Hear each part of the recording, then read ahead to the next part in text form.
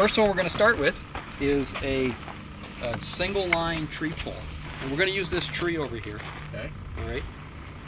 You're going to need a tree strap, your clevis.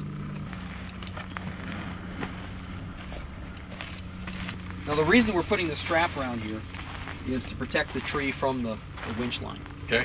One of the other things that you never want to do is run the strap or the winch line around something and then hook it back on itself. Right. Not only will that damage the tree, but let's say it was a fence post or something you weren't worried about, it'll damage your wire as well. Mm-hmm.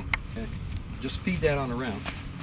You want to get the strap as low as you can on the base of the tree. This tree should be no problem. There's a lot of strength here, but on a smaller tree, it's that same principle leverage, and you want your strap as low as you can. Okay, go ahead and put it on there. Now, anytime you put a clevis on with a rigging like this, you want to come down finger tight and then back it off a quarter to a half turn, about like that. And the reason for that is under tension, if this rolls forward, it won't over tighten it. Okay. All right.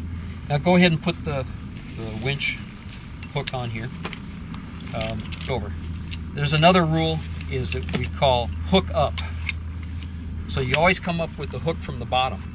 You hook up. Okay. Hook up. Hook up. Okay. And the reason for that is if we should have a failure, the hook will have a tendency to go down instead of over the top. of up and over that way. Okay. Yeah.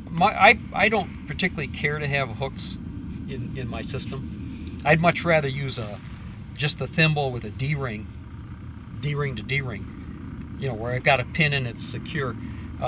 This one isn't bad because it's got the little snap in here. It'll keep it on there. There are hooks that lock, and you actually have to push a locking mechanism back here to break them open. Okay. Which would be a step up from this. Okay. All right, so let's go ahead and put the clutch in.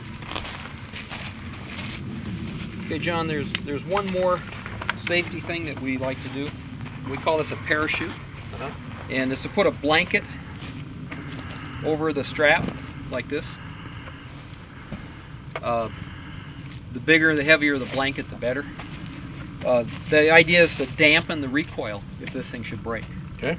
And the reason the blanket works so well in a big blanket is when this breaks, the wire tends to want to recoil or coil back up like it was on the original spool.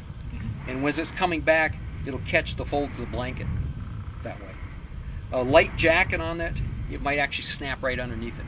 Never even be of any value to you. Okay, so let's go ahead and take up the tension on this. So go ahead, wind it in, stop, just bump it just a hair. Okay, good. Now lay the controller down. Let's go take a look at this.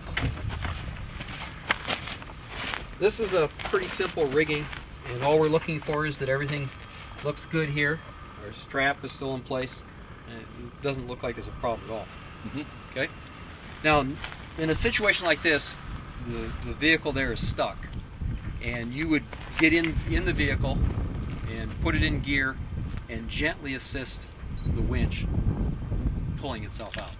In this case, what I'd like you to do is put this in neutral, set the emergency brake to simulate a little bit of a load. Okay. And then we'll have you winch it in a few feet just to see how it goes. Okay. Let's go ahead and winch it in.